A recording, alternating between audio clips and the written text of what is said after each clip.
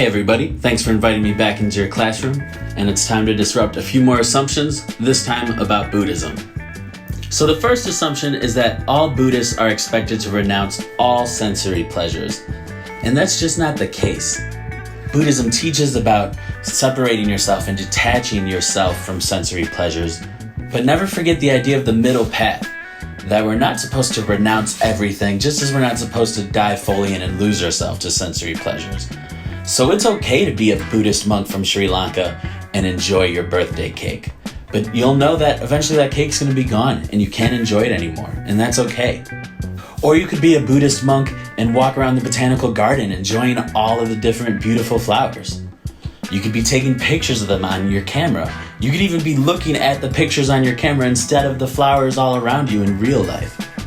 But you know that if the camera breaks or the flowers wilt, which they eventually will, that's okay, because that was what was gonna happen. This one isn't my photo, but you could be the Dalai Lama and have a MacBook and over 20 million followers on Twitter.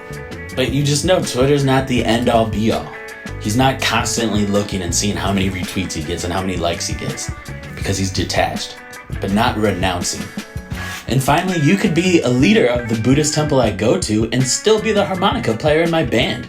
This man plays harmonica until the early morning sometimes. And that's okay, because he knows he won't be able to play the harmonica forever. He doesn't build that into his identity. That's not all who he is. Buddhism is about that middle path. You can enjoy it, but you have to enjoy it with a healthy detachment. And prepare yourself for a time when that's not going to be there, or it won't bring you the same joy. The second assumption I want to disrupt is that accepting dukkha, accepting that life has suffering and dissatisfactoriness and unhappiness, I want to disrupt the idea that accepting that means that Buddhists just accept social problems. Here you see several different pictures of just in America in the past few years of socially engaged Buddhists leading activism, getting off the cushion and trying to create actual social change. For those more interested in it, Thich Nhat Hanh is basically the father of what is known as engaged Buddhism, and that started from the Vietnam War.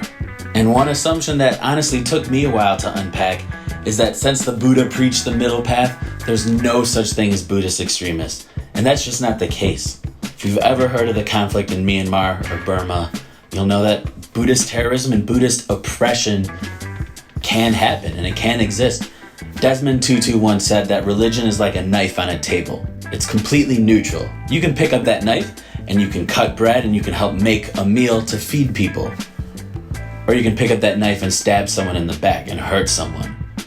Well, that's religion. All religions can be used for peace or for violence. And that's Disrupting Assumptions with Mr. Radcliffe. I'll talk to you again real soon.